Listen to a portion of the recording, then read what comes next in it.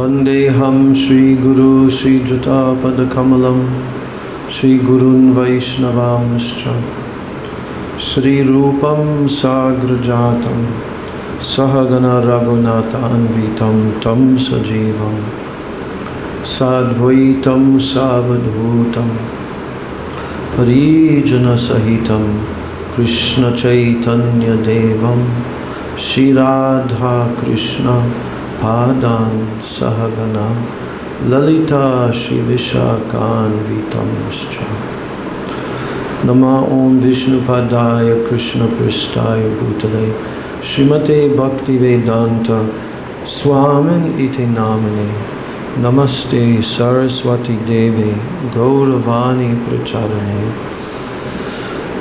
Nirvishesha Shunyavadi Paschatya Deshatarane Namo Om Vishnu Padaya Radhikaya Priyatmane Shri Srimad Bhakti Vedanta Narayan Iti Namane Shri Krishna Lila Katane Sudaksham Audaurya Madhurya Gunaishcha Yuktam Varam Varenyam Purusham Mahantam Narayanam Tam Shirasha Namami Namo Om Vishnu Padaya Krishna Prishtaya Bhutale Srimate Bhakti Rakshak Sridhar Goswami Niti Namane Devam Divyatanum Suchanda Vadanam Balarka Chailan Shitam Sandra Nandapuram Sadeka Varanam Vairagya Vidyam Buddhim Shri Siddhanta Nidhim Subhakti Lasitam Saraswatanam Varam Bande Tam Shubhadam Adeka Sharanam Nyashishwaram Sridharam Nama Om Vishnu Padaya Acharya Singha Rupane Shri Srimad Bhakti Pragyana Keshava Iti Namane Ati Maratya Charitraya Swasritanam Shapalane Jiva Dukke Sadartaya Sri Nama Prema Dayane Nama Om Vishnu Padaya Krishna Prishtaya Bhutale Srimate Bhakti Siddhanta Saraswati Iti Namane Shri Varshavanavi Devi Dayataya Kripabdaye Krishna Sambandha Vijnana Dayane Prabhave Namaha Madhurya Ujjala Premadhya Shri Rupanuga Bhaktida Shri Gaura Karuna Shakti Vigrahaya Namostate Namaste Gauravani Shri Murtaye Dinatarane Rupanuga Aviruddhapa Siddhanta Dvanta Harane Namo Gaura Kishoraya Sakshad Vairagya Murtaye Vipralambha Rasam Bodhe Padam Bujayate Namaha Namo Bhakti Vinodaya Sachid Ananda Namane Gaura Shakti Sarupaya Rupanuga Varayate Gauravir Bhava Bhumestvam Nirdeshta Sajjana Priya Vaishnava Sarvabhauma Shri Jagannataya Te Namaha Vancha Kalpatarubhyascha Kripa Sindhubhya Evacha Patitanam Pavanebhyo Vaishnavebhyo Namo Namaha Namo Mahabhadanaya Krishna Prema Pradayate Krishnaya Krishna Chaitanya Namane Gaura Tishe Namo Anarpita Charim Chirat Kurunaya Vatirna Kalo Samarpaitum Unatojvalarasam Swabhakti Shriyam Hari Purata Sundara Dyuti Kadamba Sandipita Sada Hridaya Kandare Spuratu Vasachinandana Ajanulambita Bujo Kanakavadato Sankirtanaika Pitaro Kamalaya Taksho Vishwambaro Dvijavaro Yuga Dharma Palo Bande Jagat Priyakaro Karunavataro Bande Shri Krishna Chaitanya Nityanando Sahodito Gaudodai Pushpavanto Chitro Shamdo Tamodo Nityanandam Namastubhyam Premananda Pradayani Kalo Kalamashanashaya Janava Pataye Namaha Nityanandamaham Nomi Sarvananda Karam Param Harinama Pradam Devam Avadhuta Shiromanim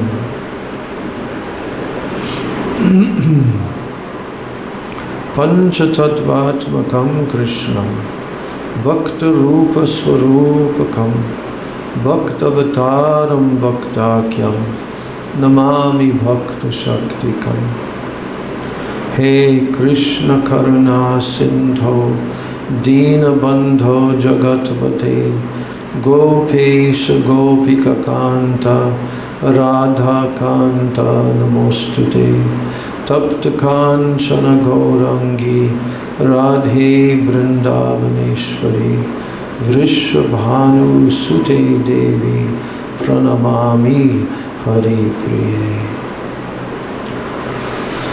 Shayatam Suruto Pangor Mama Mandamatergati Mat Sarvasva Padambojo Radha Madana Mohano Divyad Vrindaranya Kalpadrumadha Shrimad Ratnagar Singhashanasto Shrimad Radha Srila Govinda Devo Preshtalibhi Sevyamano Smarami Shriman Rasarasarambhi Vamshivata Tatakstitaha Karshan Venu Swanair Gopir Gopinata Shriyestunaha Bhaktya Vihina Aparadha Lakshay Kshiptascha Kamadi Taranga Madhye Kripamai Tvam Sharanam Prapanna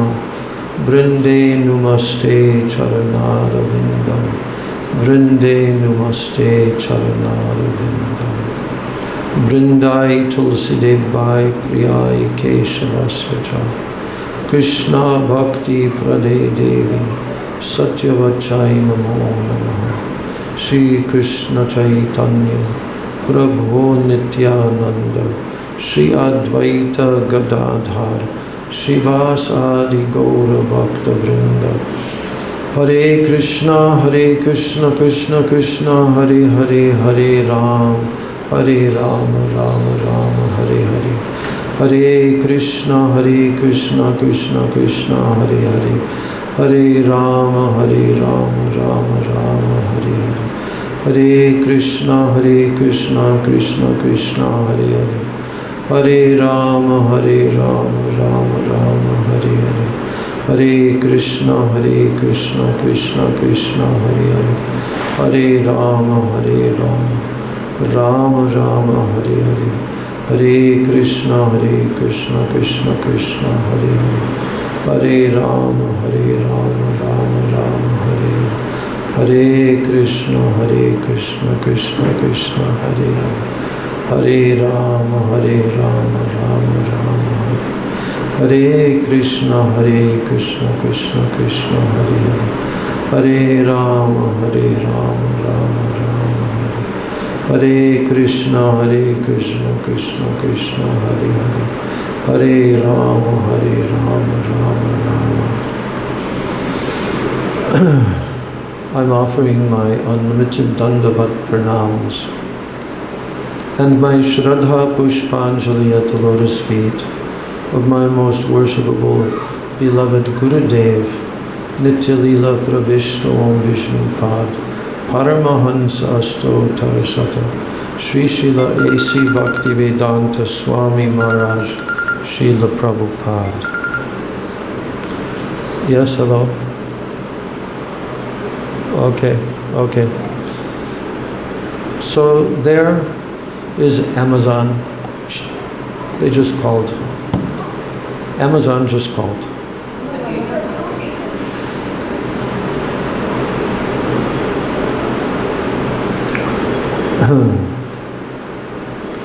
Then I'm offering my same unlimited Dandavat pranams and my Shraddha Pushpanjali at the lotus feet of my most worshipable, beloved Siksha Gurudev's Nityalila Pravishta Om Vishnu Pad Paramahansa Asto Tarasata Sri Srila Bhakti Rakshak Sridhar Goswami Maharaj and Nityalila Pravishta Om Vishnu Pad Paramahansa Asto Tarasata Sri Srila Bhakti Vedanta Narayan Goswami Maharaj.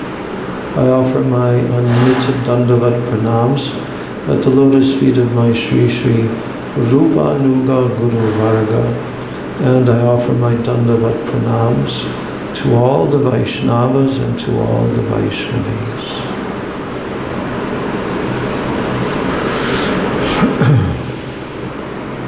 We're reading Srila Sachidananda Bhakti Vinod Thakur's Jaiva Dharma. We're continuing in this chapter, which is chapter 22, titled Prameya, the commencement of Prayojan Tattva. And now, we are discussing the subject matter called Bhav. The last verse that was quoted by Raghunath Das Babaji Maharaj is from the Das Mool Mahatmya. And this is the glorification of the Das Mool, meaning the 10 essential principles of Sri Chaitanya Mahaprabhu's philosophy. So this is the glorification of that.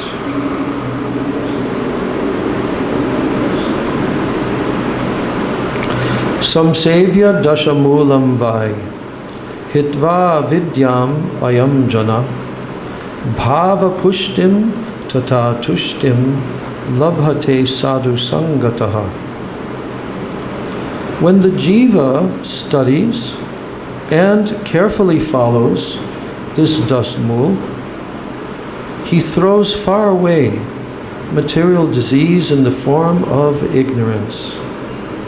And thereafter, through the association of sadhus, he obtains the nourishment of bhav, and he becomes fully satisfied. So Vijay Kumar, one of the two devotees, Vijay and Rajanath, he now requested Babaji Maharaj, he said, Prabhu, may all of us wear the necklace of this incomparable Das Mool about our necks. We will recite this Das Mool every day, and we will offer respectful obeisances unto Sriman Mahaprabhu. So now, kindly elaborate on the subject of Bhav. This is called Bhav Tattva, the subject matter of Bhav. So now Babaji Maharaj very mercifully begins to manifest this amazing katha to describe what is this phenomena, Bhav Tattva. Being conditioned souls, we have no understanding of this. Why? Because it's not of the material world. Bhav is not a manifestation of the material energy. What is it? That's what we're going to hear right now. And if we're a little bit intelligent, then we will be able to grasp the subtle nature of this explanation here and become attracted from the core of our heart toward attaining this stage in our life. So now, first of all, Babaji Maharaj, he says that what is the characteristic feature of bhav? What is the characteristic feature of it? How do you know what it is? How can you recognize it? So he says the characteristic feature of bhav is that it is situated in unalloyed goodness. The term for unalloyed goodness, Shuddha Sattva Vishesha Rupa Tattva. Shuddha Sattva Vishesh Rupa Tattva. So this is the characteristic feature of bhav.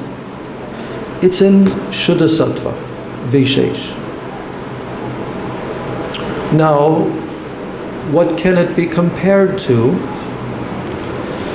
It can be compared to a tiny ray of the sun of Prem.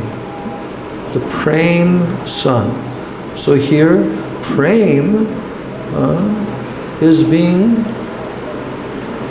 likened to the sun planet in our universe. So, Prem is like the sun. So what is bhav in relation to the sun, to Prem? What is bhav? Bhav is compared to a tiny ray of the Prem sun. So, is bhav Prem or not?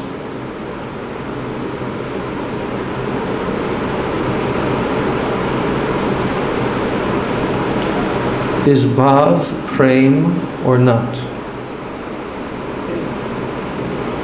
Why? I explain properly. I feel so. Can give no explanation whatsoever?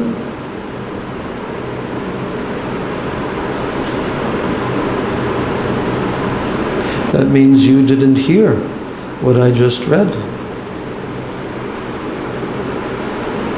The characteristic feature of bhav is that it is Shuddha Sattva Vishesha.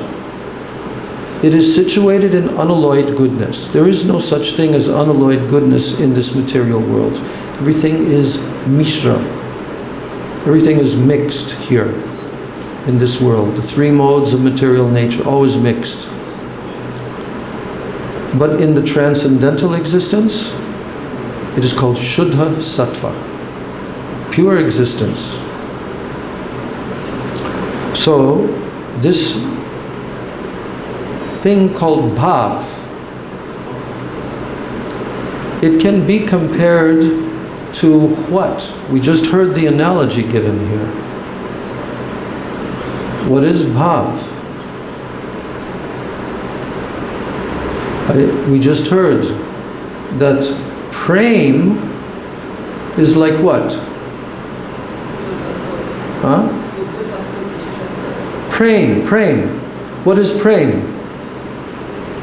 Prem is like what? It's a ray of sunlight. No. Prem is the sun, not a ray.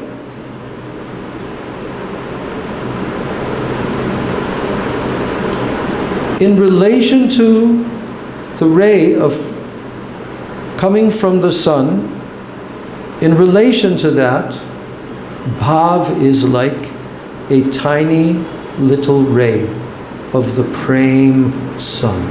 That's what bhav is. Don't forget that. This is the most essential, basic ABC of transcendental knowledge given by Rupa Goswami, given by our acharyas, given by Sri Chaitanya Mahaprabhu. This is the most basic, that prem is like the sun planet. And bhav is like a what? Prema suryam samyabak. Not even a ray, a particle of a ray. That's all. Bhav is coming from prem. Bhav is coming from prem, just like the sun ray is coming from the sun. But can we say that the sun ray coming from the sun is the sun? No. It's only a tiny, tiny, minuscule little manifestation of the sun's energy. But it is not the sun.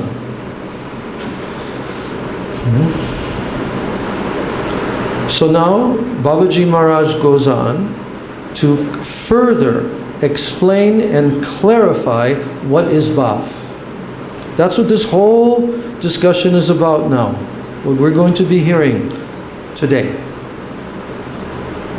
He says that the constitutional characteristic of bhav. In Sanskrit, the constitutional characteristic of something is called the swarup lakshan of that object. The swarup lakshan. So the constitutional characteristic or the swarup lakshan of bhav is what?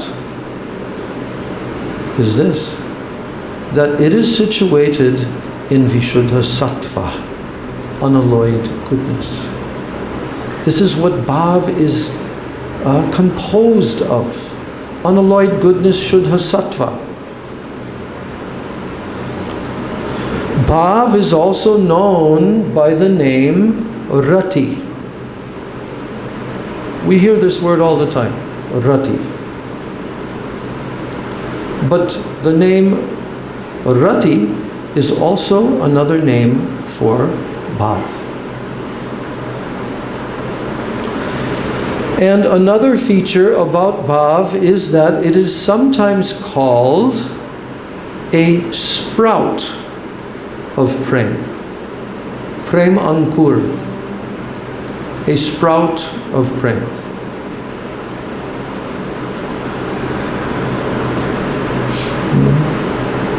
So the propensity for divine knowledge is called samvit vritti. Samvit. All these terminologies you will have to know. You will have to memorize them and you will have to understand them. Otherwise you cannot enter into this topic at all. If you don't remember each and every one of these different Sanskrit terminologies, then you will not be able to understand this at all.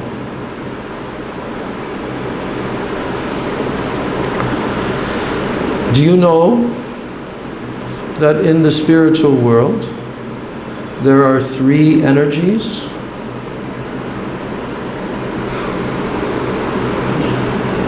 What are they?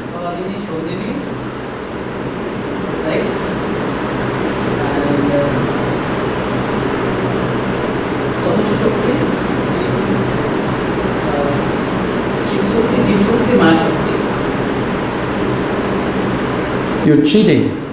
You're supposed to say three things. You only said two. You said Ladini. That's what we're reading about right now. We're reading about samvit vritti.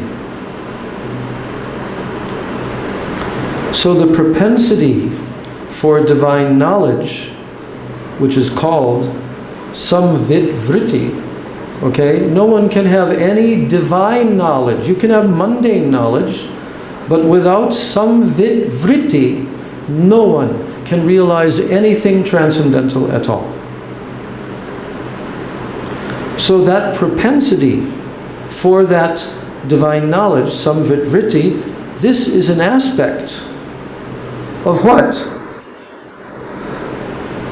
The Swarup Shakti.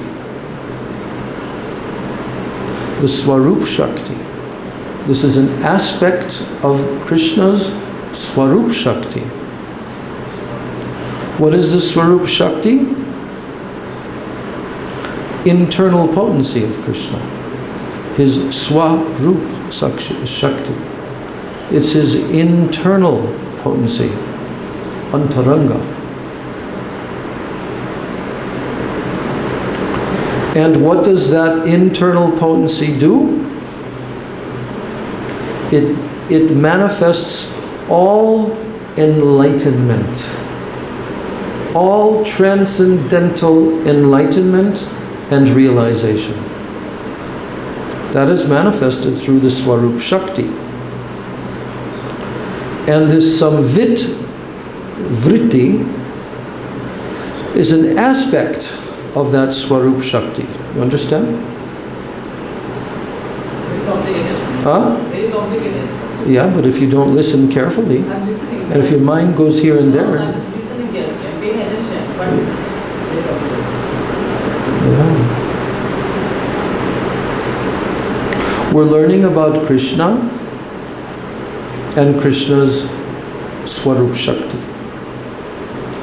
And we're learning about how a devotee in this world can attain Krishna in the spiritual world. How is that possible? That transcendental potency from the spiritual world, it has to descend down from there. You cannot climb up and ascend to the spiritual world, no. That potency has to descend down. Bhav is the first stage. As it said here, Prem Ankur, like the sprout of Prem. Bhav is that stage. It is no longer composed of anything of this material world. Not at all. Zero. There is zero of this material world.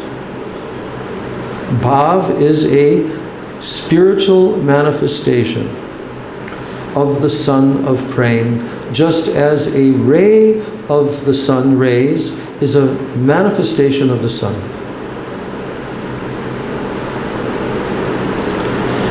So the propensity for divine knowledge, samvit vritti,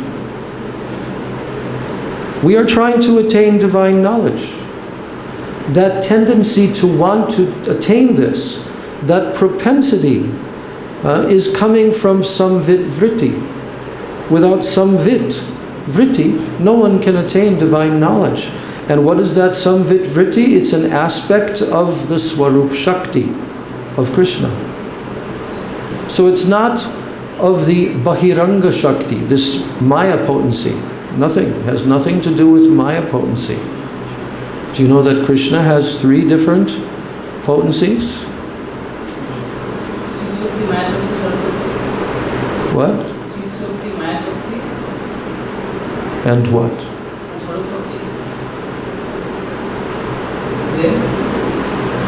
You're just guessing. You're only guessing. You don't actually know. Krishna has 3 divisions of potency. You got 2 of them, just like before. You got 2, but you didn't get the 3rd one. Chit Shakti, Maya Shakti,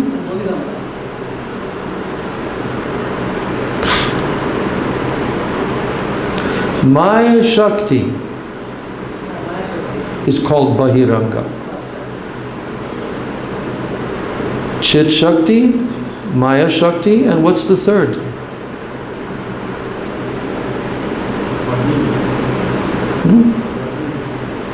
God, you people are so mixed up. I should have a chart here so that you can see it with your eyes. Yes, but I don't. So therefore you have to see it with your intelligence right now as I'm describing it. What are 3 the three divisions of Krishna's energies. Chit Shakti is the spiritual world. That energy of the spiritual world is called Chit Shakti. Why? Because it's fully Chit. It's fully conscious. Maya Shakti is the perverted reflection or the shadow of the Chit Shakti, and that is this material world, which is achit, has no chit. And it is Bahiranga. It is Krishna's external energy. But the Chit Shakti is Krishna's internal energy. Try to envision this in your mind as I'm telling you this. Huh? But what's in between? There's only these three Shaktis. Yes! Jiv Shakti. The Jiva. The Jivatma. That Jiva Shakti is the what? What is the name for that Jiva Shakti? Huh? Tatasta. Tatasta. The word tata means the bank of a river is called a tata. Just like we sing, Jamuna Tata Chara. Krishna is going along the banks of the Yamuna, Yamuna Tata. So, the tatasta means situated on the bank. And the bank of a river, it is in between the water and the land. Though there's the water of the river, there's the land, but the tatasta, the tata, the bank of the river, it's in between. Sometimes the bank is covered by water, sometimes it's only not covered. So that dividing demarcation line is called tata. So the Jivatma is called Tatasta Shakti. Antaranga Shakti is the Chit Shakti. That's his internal Anta. Anta means internal. Antaranga Shakti. Bahiranga Shakti is the external energy. That the Maya Shakti. And Tatasta Shakti, the Jiv Shakti, is the marginal potency. Okay? What? I can't hear you. If you write on the paper, then you will paste it and then you can see and you will. Yeah, so you can do that, Seva. You can make that chart. You make it. No, not me. I'll not make it. But if you want that, you make it. I cannot. Then it will not be made.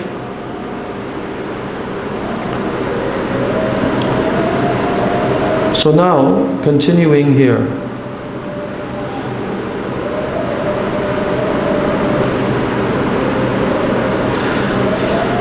The propensity for divine knowledge, which is called samvit vritti, this is an aspect of the all-enlightening internal potency, which is called the Swarup Shakti. And this samvit vritti is the state of unalloyed goodness, Shuddha Sattva. Shuddha Sattva has no connection with Maya. It is telling here. Shuddha Sattva has no connection with Maya. When this samvit vritti, when it combines with what? With the propensity for unalloyed bliss, that's called hladini vritti. So when samvit vritti combines with hladini vritti, then that combination, that is called bhav. You understand? No. Went right over your head.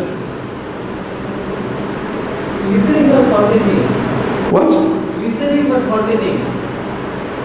It means nothing. Goes in one ear, out the other.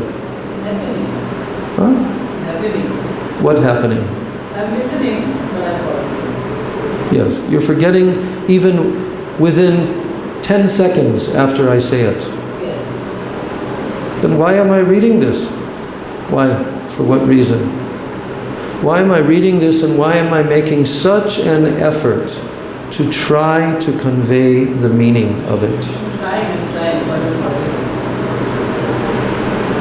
Then instead of your japamala, you should have a notebook. If you have a notebook, then it will stick. But you don't care. You don't care. Actually, I took the Jaiva Dharma. What? I took that. I know you have, but you don't bring it. If you bring a notebook and you write down, I just spent the last, 15 minutes, more than 15 minutes, explaining 3 sentences. But you can't tell me even 1 or 2 words from these 3 sentences. You have not understood anything. So what is the use of my making an effort to try to explain it? What is the use? This is very complicated. No, it's not complicated. Any child can understand this. There's only a few words. Children learn new words also. This is not complicated. But that means that you're not desiring to understand this. You're not desiring. You're coming in a very neutral way. Okay, I'll listen. And if I understand something, okay. If I don't understand it, I forget 99% of it, that's okay also. That's not a student. That's not a student. I am not here to give my time and my energy and the time and energy of my Guru and my Guru Varga to persons who are not serious. Persons who are not serious, I am not here to try to pound it into their brain, pound and pound and pound. No, I'm not here for that. If somebody is sincere, then they'll read the Jaiva Dharma on their own. Have you read Jaiva Dharma? So many times. I have been reading for 4 years. Still. How many times? Then why don't you bring your Bengali Jaiva Dharma and read along? Then you'll get something from this. You should bring your Bengali Jaiva Dharma and read exactly what I'm reading here. This is just an English translation of the Bengali. So many times.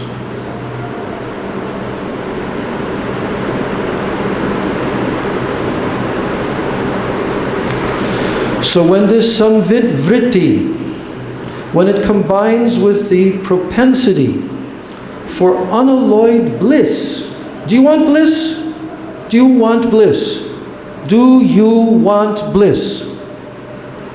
Yes. You don't? You want what? I want to service Yes, but you cannot serve Radha and Krishna without Ladini Shakti. Ladini Shakti is this unalloyed bliss.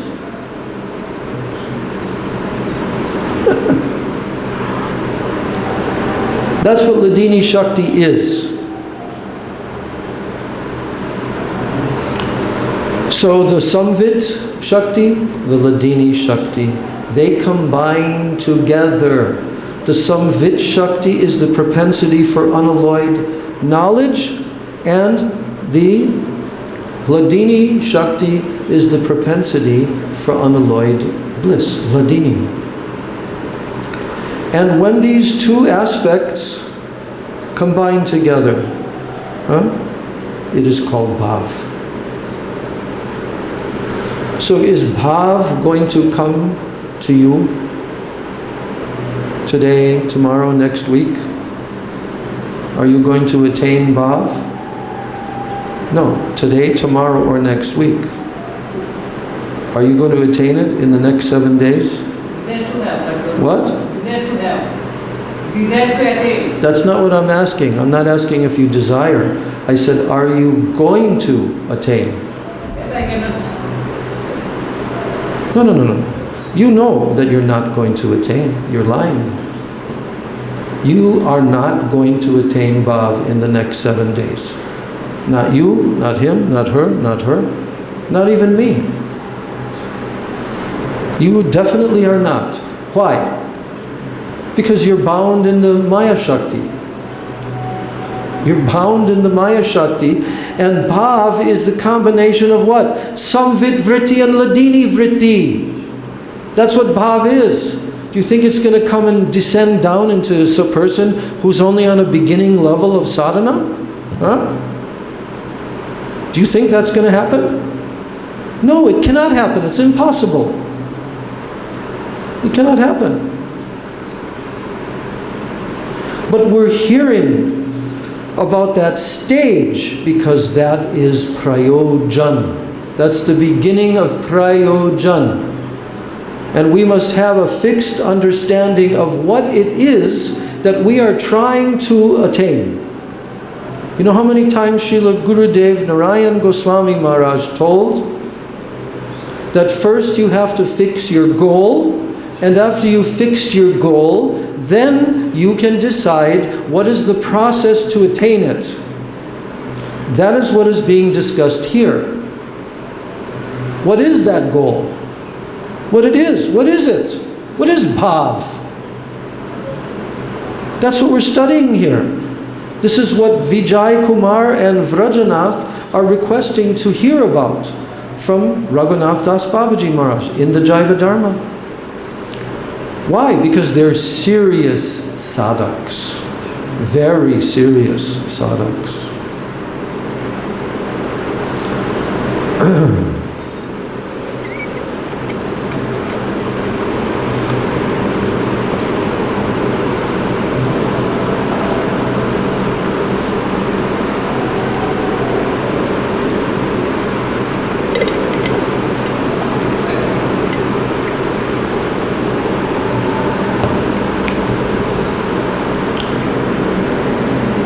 Should I continue? Because if you don't understand what I just read, then you won't understand the rest of it. So, now he's explaining how a person can obtain knowledge of any object that's called a vastu. You know vastu?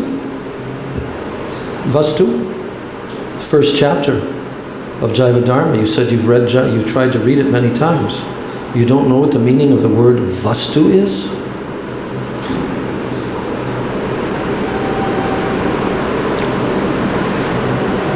Vastu means an object.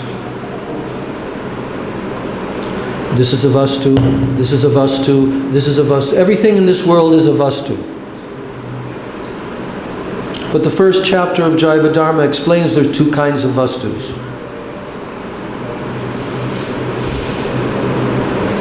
Do you know what those two kinds are?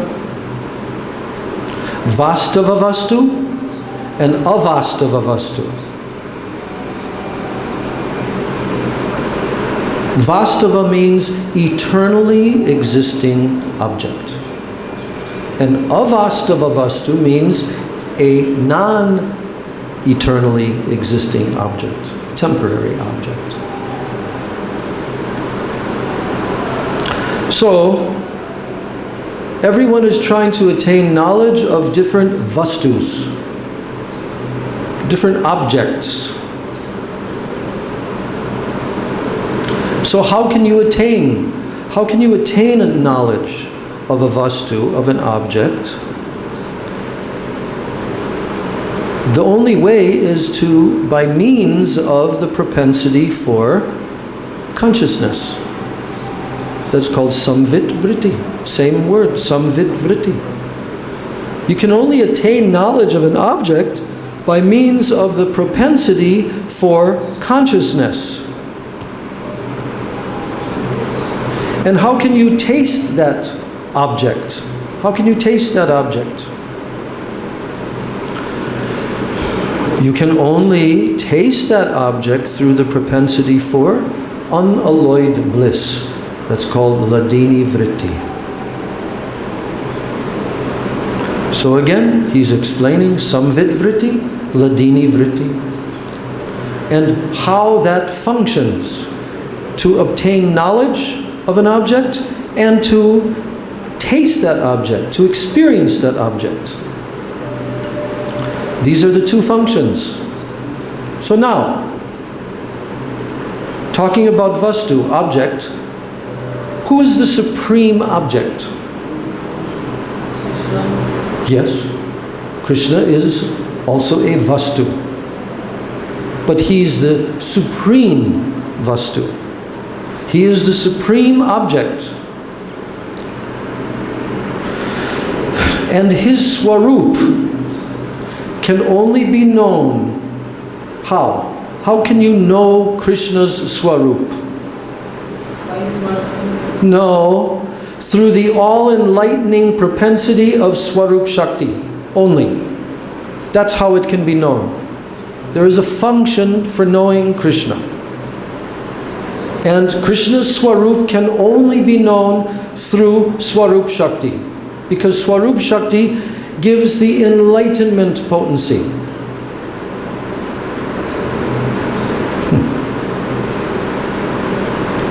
Yes?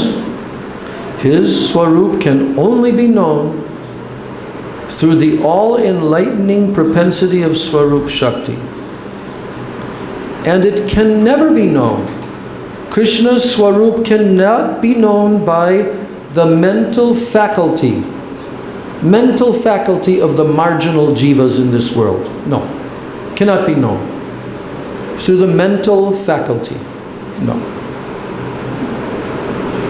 So when the Swarup Shakti manifests herself within the heart of the jiva, by the mercy of Krishna or of his bhakta, only then the cognitive faculty, samvit vritti, of the Swarup Shakti begins to act within the heart.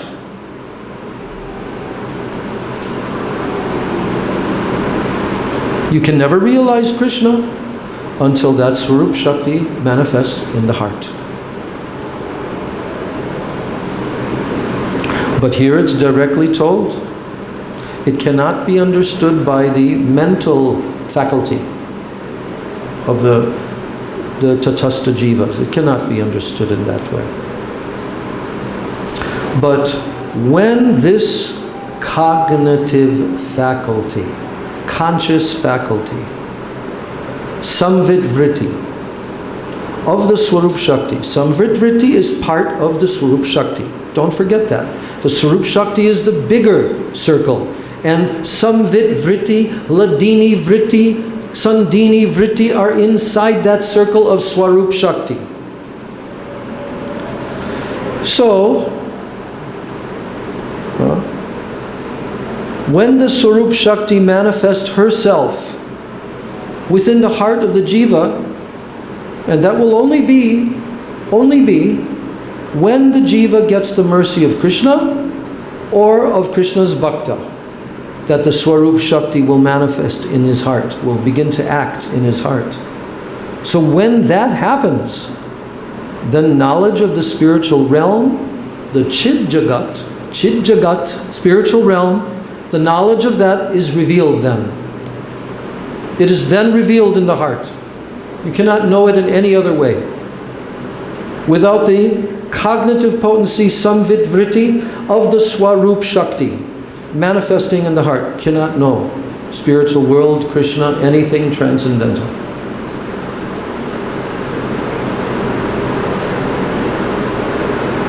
So, when that Swarup Shakti begins to act within the heart, then knowledge of the spiritual realm, Chid Jagat, it's revealed then. It is revealed. Now, the spiritual world, where we're trying to go to, we're trying to get out of this material world and go to the spiritual world. That's our objective.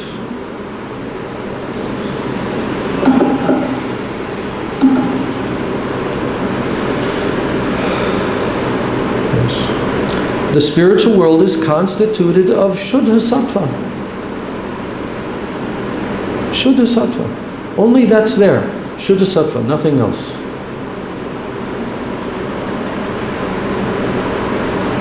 But the material world, it is constituted of a combination of the three modes of what? Raja, Sattva, Tama. That's what the material world is constituted of. Everything here is of the three modes of nature. But in the spiritual world, what is it constituted of there? Shuddha. Shuddha Sattva. Yes. Pure, unalloyed goodness. Pure existence.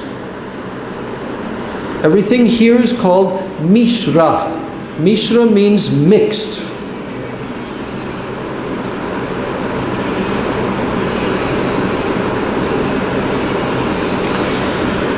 Now, because the spiritual world is constituted of Shuddha Sattva, whereas the material world is constituted of the three modes of nature, now the essential combination of Hladini with the knowledge of the spiritual world, that combination of Hladini with the knowledge of the spiritual world, it enables one to taste the sweetness of that spiritual realm. That's why devotees always want to taste Krishna's sweetness and the sweetness of Braj and all of that. Why? Because they're trying to cultivate this in the heart. So that essential combination of Hladini with the knowledge of the spiritual world, it enables one to taste the sweetness of that realm, that spiritual realm. And when that taste attains fullness, when you're tasting it fully, only then it is called prema. Only then it is called prema.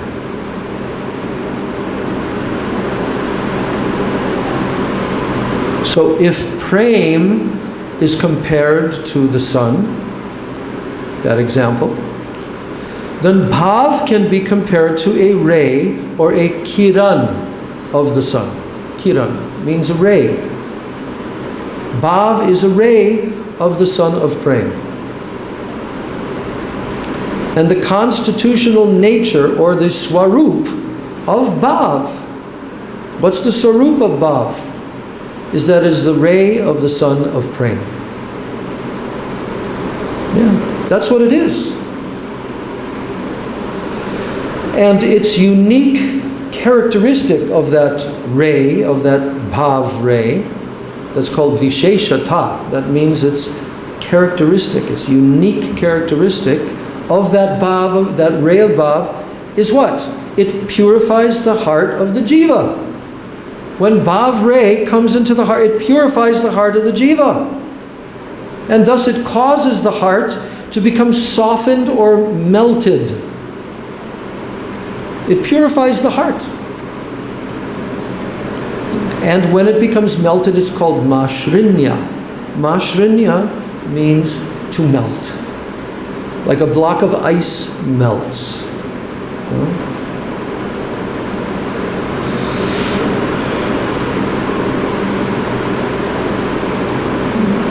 So now the term ruchi is being mentioned here because this is from the shloka of Rupa Goswami. Ruchi bis chitta mashrinya.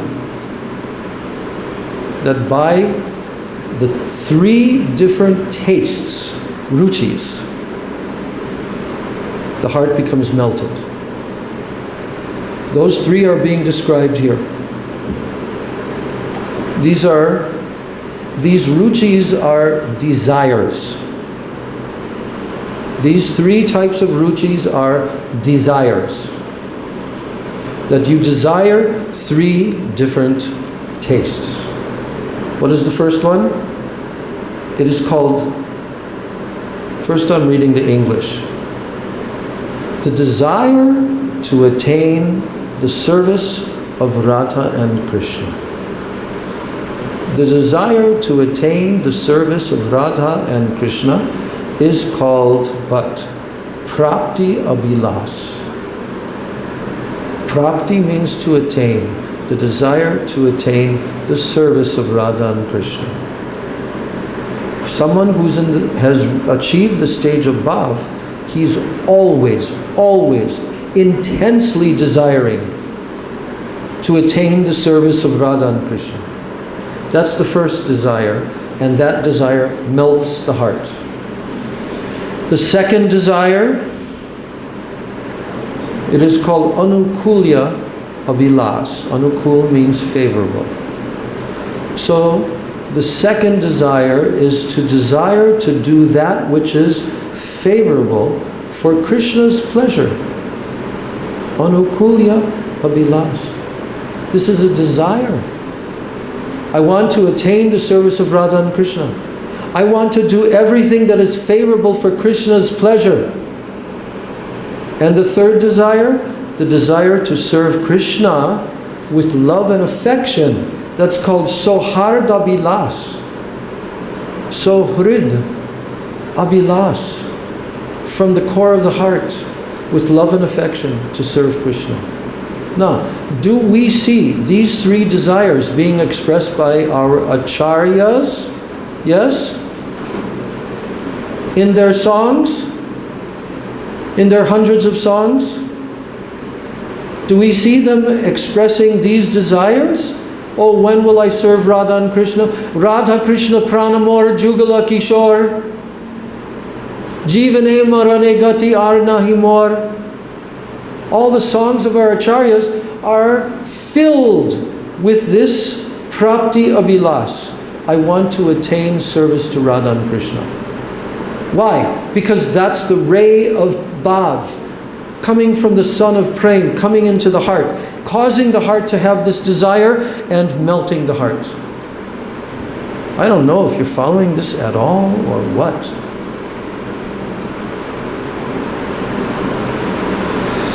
And in all the songs of our acharyas, they are praying, they're desiring to only act favorably for Krishna's happiness, for Krishna's benefit. Their songs are filled with that. And their songs are filled with the desire to serve Krishna with love and affection. If we sit here for the next 2 hours, I can go through the songbook and show you hundreds of statements by the acharyas that are expressing these three desires. That means they are showing us how to attain the stage of bhav.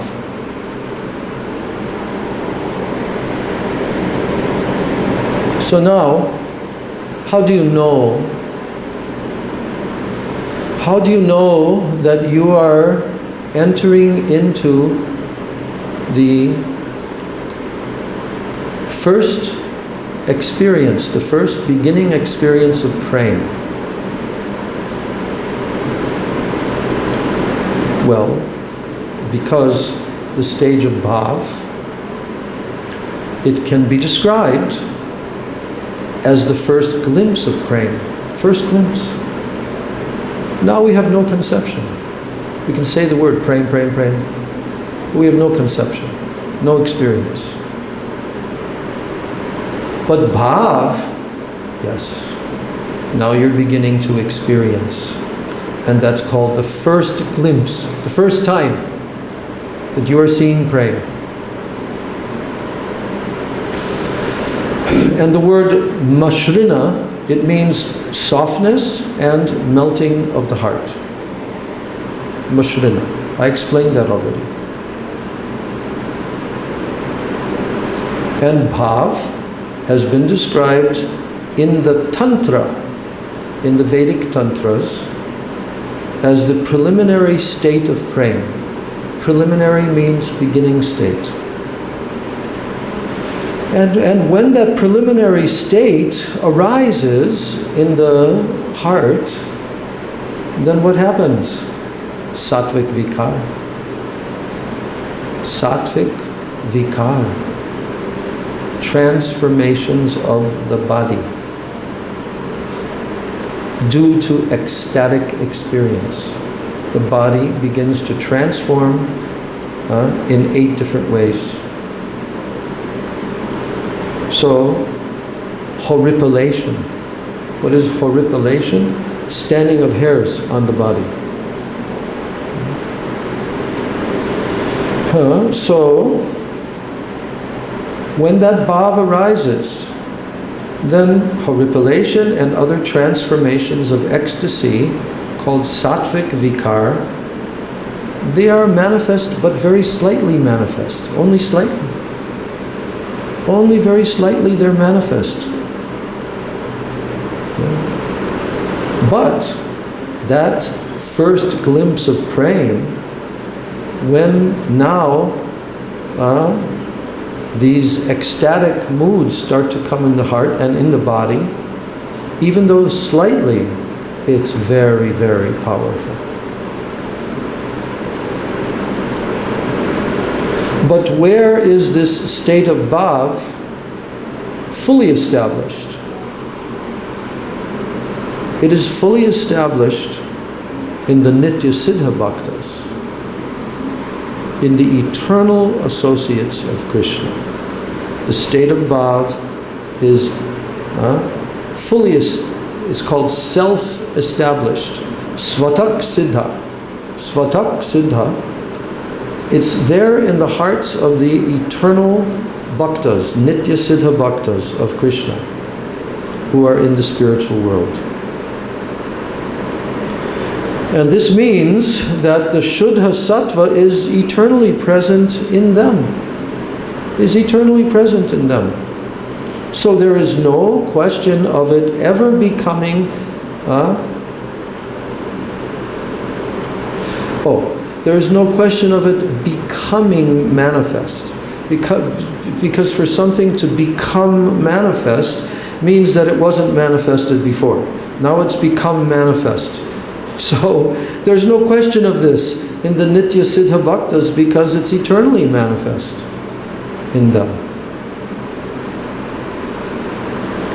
So in the Baddha Jivas, is that who is a Baddha Jiva? Very good. Are you a Baddha Jiva? Are you a Baddha? Yeah. Are you a Baddha Jiva? Yes. Baddha means conditioned, bound, Baddha. So in the Baddha Jiva, this state of bhav, it first manifests where? So we're talking about a Baddha Jiva who is practicing bhakti, sadhana bhakti, going through the stages of advancement, yes? And now bhav, this state of bhav begins to manifest when he attains this state. But where does it first manifest? In his mental faculties, manovritti. First, that's the first. Manovritti, in the stage of perfection, he's now reaching perfection. But it first manifests in his manovritti, in his mental faculties, and then it becomes identified with those mental faculties. In other words, bhav overtakes the mental faculties. So, swarupata means that bhav manifests in the mental faculties and fully overpowers those mental faculties. So therefore, although bhav is swayam prakash means self-manifest. Swayam prakash. However, it appears that it did not exist previously. Because bhav is eternally existing. But the bhav, although bhav is now swayam prakash, it's self-manifesting, but it appears that it did not exist previously, and that its manifestation was brought about by something else. Something else caused it to manifest. It's called prakashya. It appears like that, but it's not like that, because bhav is eternally manifest.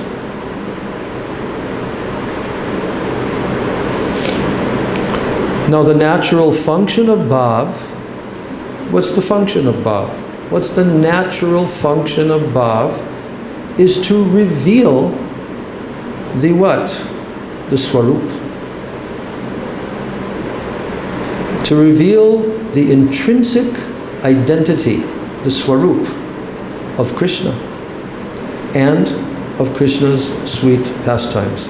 That's the natural function of bhav, is to reveal the intrinsic identity, the swarup of Krishna and his sweet pastimes. So bhav manifests in the mental faculties, manovritti, but yet it appears to have been manifest by some other faculty of knowledge. But in reality, the nature or the swarup of bhav or rati is that it is self-tasting, tasting oneself. Swayam asvadana swarup. That's the nature of bhav, that it is self-tasting. In other words, it is itself, bhav is itself the object of taste. And bhav is the enjoyment for the bhakta. The object of taste and the enjoyment for the bhakta. But yet, at the same time, it becomes the cause of the Baddha Jiva relishing Krishna and his Leela.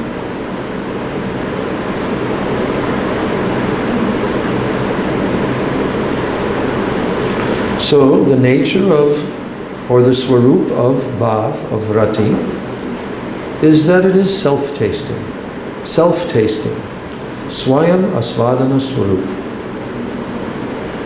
And that means that bhav is itself the object of taste and enjoyment for the bhakta. But yet at the same time, it becomes the cause of the Baddha Jiva relishing Krishna and his Leela.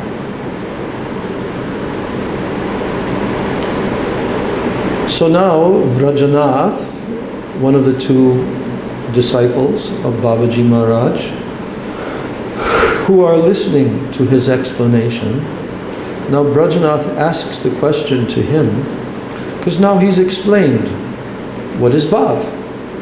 What is bhav? How does it manifest?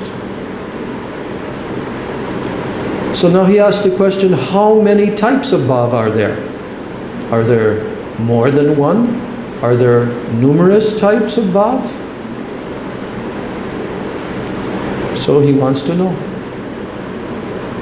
So now Babaji answers, there are two types of bhav, which are arising from two different causes. Two types of bhav arising from two different causes. The first is bhav that has arisen as a result of what? Bhav that has arisen as a result of ardent spiritual practice. What is ardent spiritual practice? That means sadhana abhiniveshaja bhav. You can open the windows now. The artik is over. Open the door and the windows.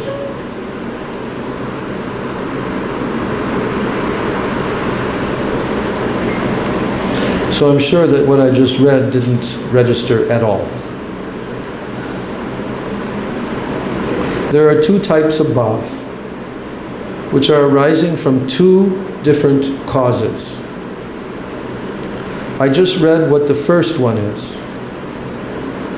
Can you say what the first one is?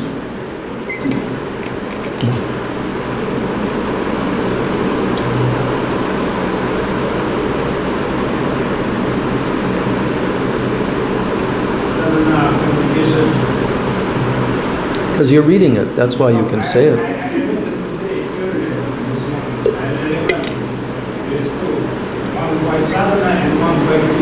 Yes, how will bhav be attained?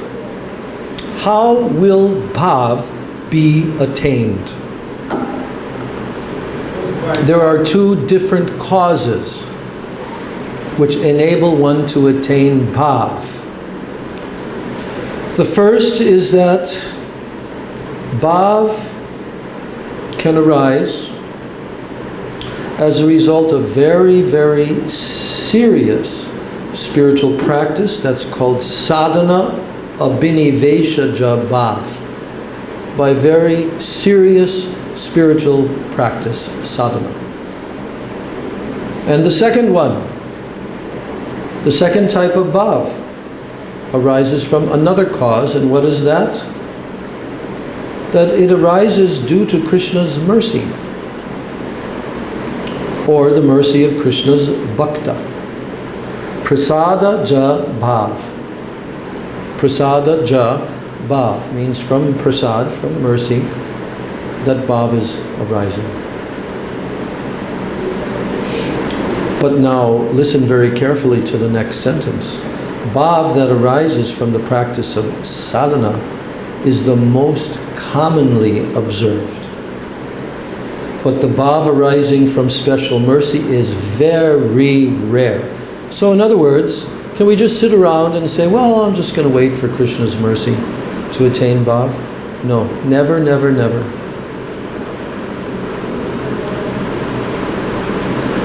One has to act.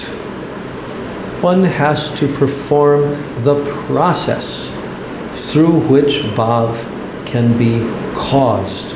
It can be caused to arise.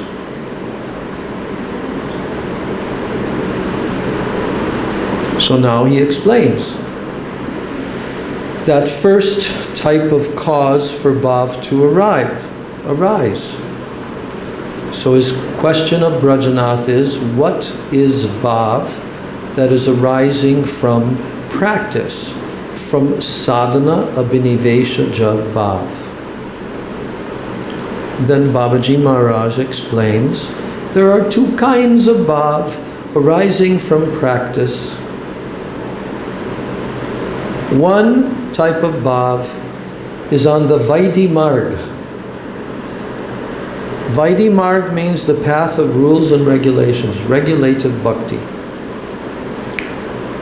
And the other type of bhav is on the Raganuga Marg. So ruchi appears first before bhav. Ruchi appears first before bhav. And it is followed by attachment or asakti to Krishna, and then finally rati. So, will you have to attain the stage of ruchi first before you can attain the stage of bhav? Yes, that's what he's saying here. Ruchi appears first. You must first attain ruchi. That is, before bhav comes, you must attain ruchi. And then that ruchi is followed by asakti to Krishna. And you must attain that. And then finally, rati. Then finally, bhav.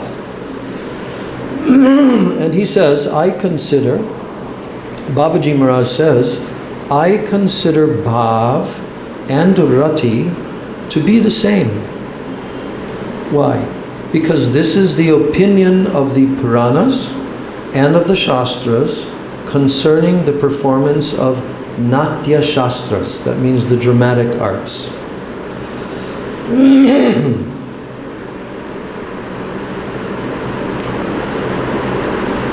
So bhav and rati are the same. Now in the case of bhav arising from Vaidhi sadhana, how does that happen? The bhav that is arising from Vaidhi sadhana, well, in that case, Shraddha comes first.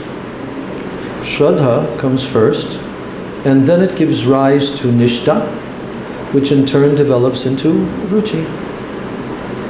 But, however, in the case of bhav arising from Raganuga sadhana, Ruchi is produced immediately. It is produced? Immediately.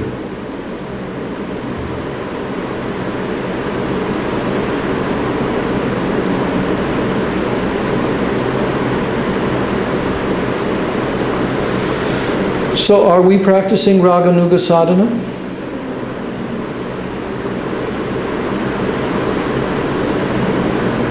Question. Are we practicing Raganuga sadhana?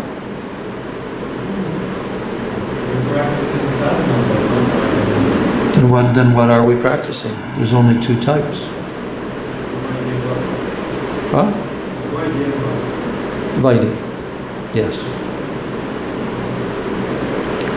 We are practicing Vaidhi sadhana bhakti. We have the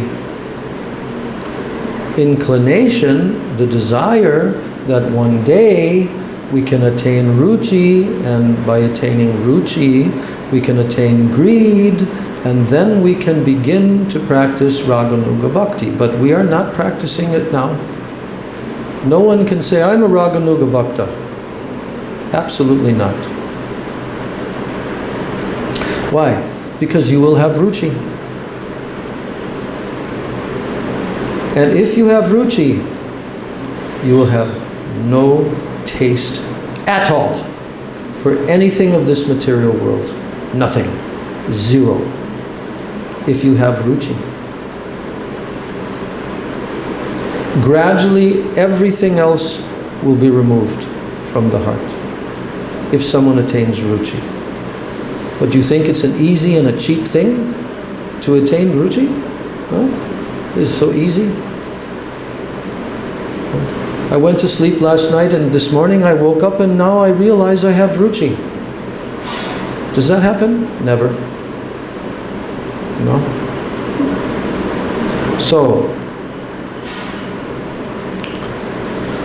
we just heard about bhav, two different kinds of bhav. One is arising from Vaidhi marg, one is arising from Raganuga marg. Yes? And in what sequence in each one of these pathways this bhav will finally be attained? In what sequence? So, first of all, in the Vaidhi sadhana bhakti, we have to attain the stage of ruchi, of shraddha first shraddha, and then eventually that gives rise to nishta, and then eventually that can develop into ruchi.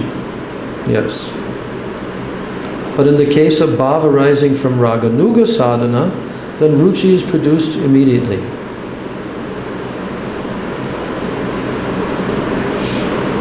So then the question is being asked, what is bhav arising from the mercy of Krishna or of Krishna's bhaktas?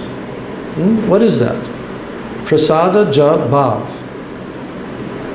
Bhav that arises from the mercy of Krishna, prasada ja, or of Krishna's pure devotee.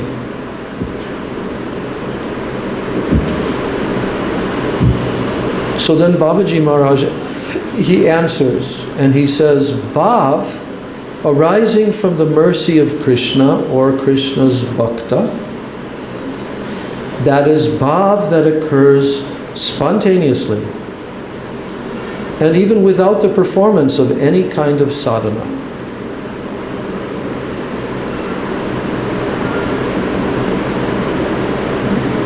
Did you understand? He's asking the question, what is this bhav that is arising from the mercy of Krishna? Because it's already been explained what the bhav is arising from sadhana. But the other type of bhav is arising from the mercy of Krishna or his bhakta. So he answers that the bhav arising from the mercy of Krishna or his bhakta, that is bhav that occurs spontaneously and without the performance of any kind of sadhana. So now Brajanath is asking the Babaji, please explain this further. So this is very fascinating here. Very fascinating. I'm just going to read this and then we're ending this class. So,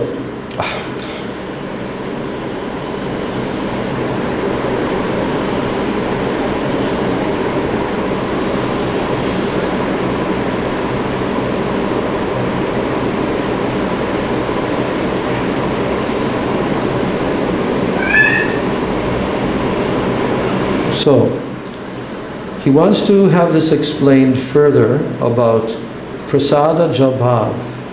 Prasada ja bhav means bhav that is arising through mercy.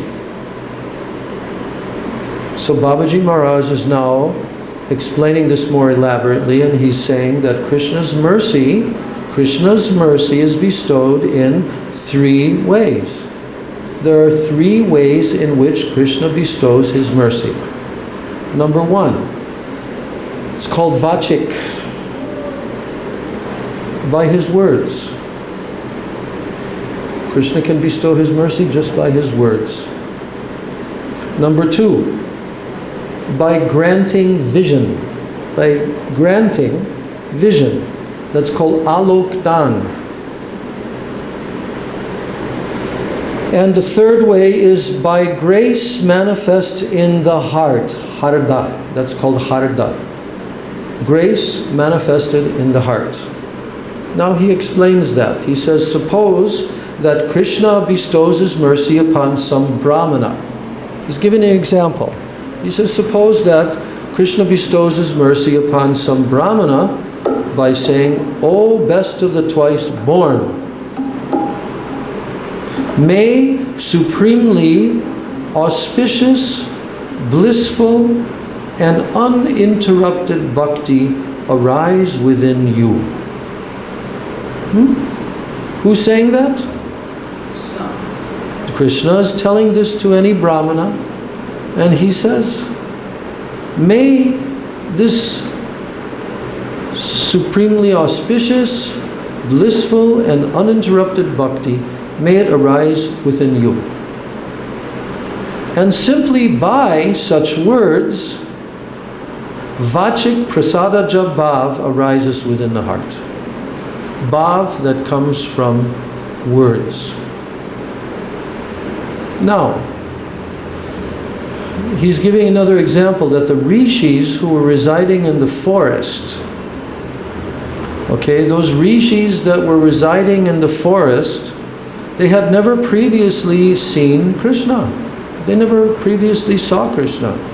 But when they attained his darshan, then bhav arose within their hearts. And such is the power of Krishna's mercy. And this is an example of bhav arising due to the Krishna's granting his vision, his alokdan. He grants his vision to them, and then bhav arises. And then the third type, bhav that arises within the heart due to mercy. Oh, this is called harda bhav. And this is observed in the life history of Shukadeva Goswami and of other bhaktas in their lives.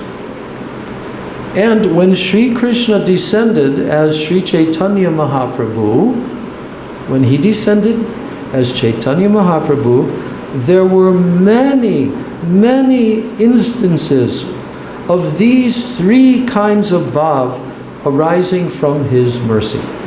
Many. One, in fact, he says here, no one can count the number of people who were filled with bhav when they saw Sriman Mahaprabhu. You cannot count. Thousands, lakhs, millions of people. Bhav arose in them when they saw Chaitanya Mahaprabhu. He gives an example here of another. How just by words of Chaitanya Mahaprabhu, there were 2 famous persons who obtained bhav just by the words of Chaitanya Mahaprabhu. Who are they? Jagai Madhai. Just by Mahaprabhu's words, they attained prem, they attained bhav.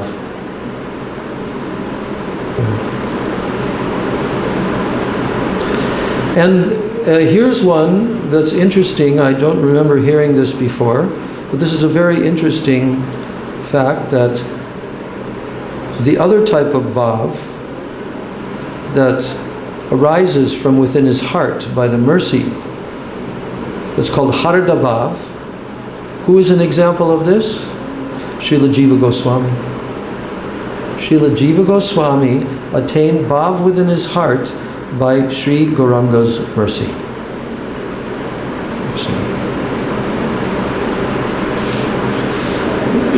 And then he asks the question, what is bhav arising from the mercy of a bhakta? Bhakta prasada ja. Bhav that arises from the mercy of a bhakta. And what is the example? Babaji Maharaj says Dhruva and Prahlad, these two persons, Dhruva Maharaj and Prahlad Maharaj, they obtained bhav for Bhagavan by whose mercy? Yes, by Narada Muni's mercy. And bhav bhakti arose in the hearts of innumerable people by the mercy of who? Sri Rupa, Sanatan, and other associates or parshadas of Krishna. By their mercy. Innumerable people, bhav arose in their hearts. So now Vijay asked, what are the symptoms of the appearance of bhav? How do we know? How do we know that bhav has appeared? Should there be some symptoms? Yes. There must be. Otherwise, how are you going to prove it? Anyone can say, I attained bhav, and they can cry tears. Huh? That's what many people do. They imitate. And they're bogus. They're cheaters, rascals. They have not attained any bhav. They're on the material platform, but they imitate the symptom. But they can't imitate all these symptoms. There are 9 symptoms. What are the 9 symptoms? The following characteristics begin to manifest in the sadhak when bhav appears. Number 1, kshanti. Kshanti means tolerance. Number 2, avyartha kaladvam. Concern that time should not be wasted. Wasted. Number 3, virakti. Detachment. Virakti. Number 4, manashunyata. Freedom from all pride. Number 5, ashabandha. Very strong, bound by hope. Very unbreakable hope. Ashabandha. Number 6, utkanta. Utkanta means very deep longing. Like we were talking about those 3 different types of ruchis that melt the heart. These are all 3 different types of longing and desire. Huh? To do what is favorable for Krishna. To attain the service of Radha and Krishna. Like that. These are the outward symptom is always very deep longing. Number 7, namagane sada ruchi. Sada means always. To taste, having taste, to always chant Sri Harinam. Always, sada. Namagane sada ruchi. Always having taste, always, always to chant Harinam. Number 8, asaktis tad gunakyane. This means, asakti means attraction. Attraction for hearing about Sri Hari's transcendental qualities. If someone has attained the stage of bhav, they will have extreme attraction for continually hearing about the transcendental qualities, pastimes, and so forth of Sri Hari. And the 9th one, the last one, tadvasati stale priti. He will have affection for the places of Krishna's pastimes.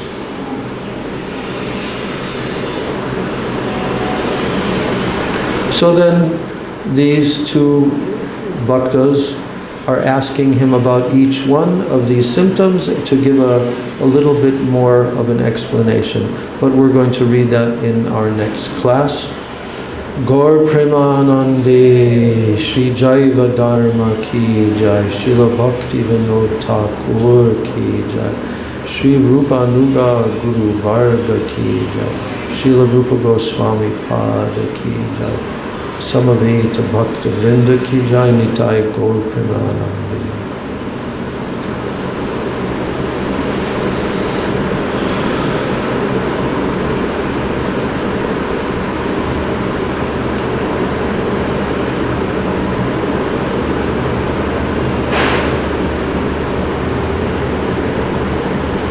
Shri Krishna Chaitanya Prabhu Nityananda Shri Advaita Gadadhar Shivasari Gaur Bhakta Vrinda Shri Krishna Chaitanya Prabhu Nityananda Advaita Gadadhar Shivasari Gaura Bhakta Vrinda Shri Krishna Chaitanya Prabhu Nityananda Shri Advaita Gadadhar Shivasari Gaura Bhakta Vrinda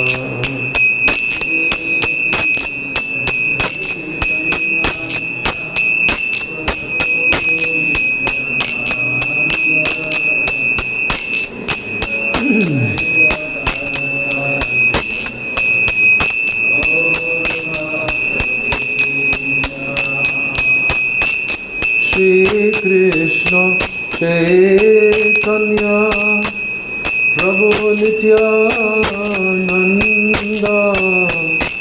Shri Advaita Gadadhar Shivasadi Gaur Bhakta Vrinda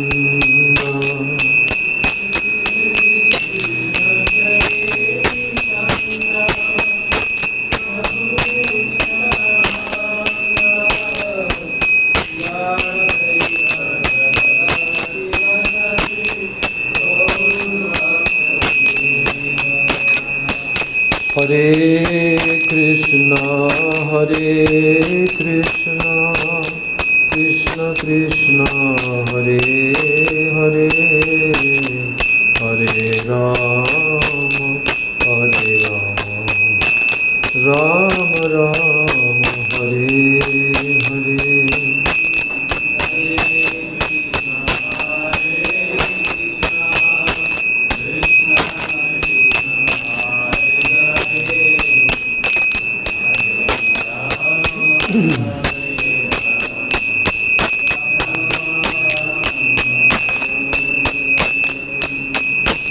Hare Krishna, Krishna Krishna, Hare Hare, Hare Rama,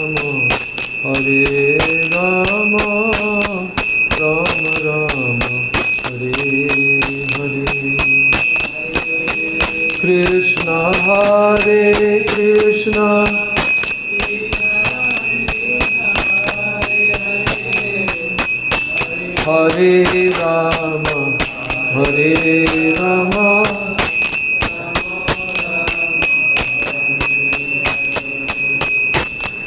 Hare Hare. Krishna Hare Krishna, Hare Rama, Hare Krishna, Krishna Krishna, Hare Hare, Hare Rama, Rama Rama, Hare Hare. Hare Krishna,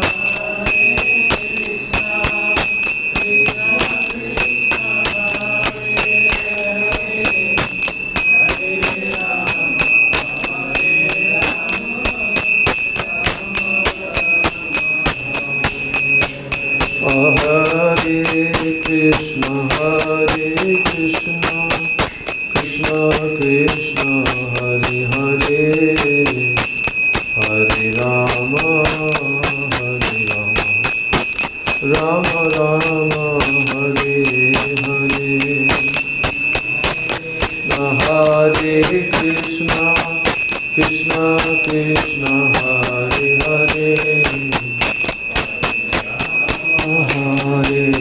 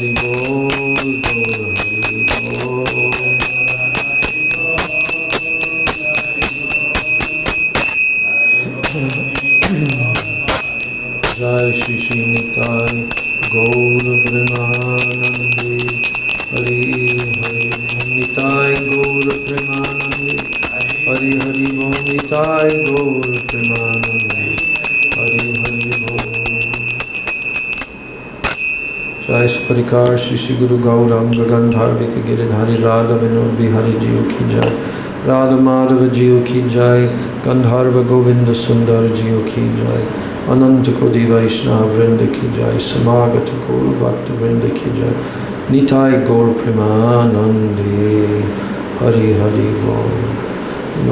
वृंदाय तुलसी देव्याय प्रियाय केशवास्य च कृष्णा भक्ति प्रदे देवी सत्यवच्चाय नमो नमः। वंशा कल्पतरुभ्यश्च कृपा सिन्धुभ्य एव च पतितानां पावनेभ्यो वैष्णवेभ्यो नमो नमः।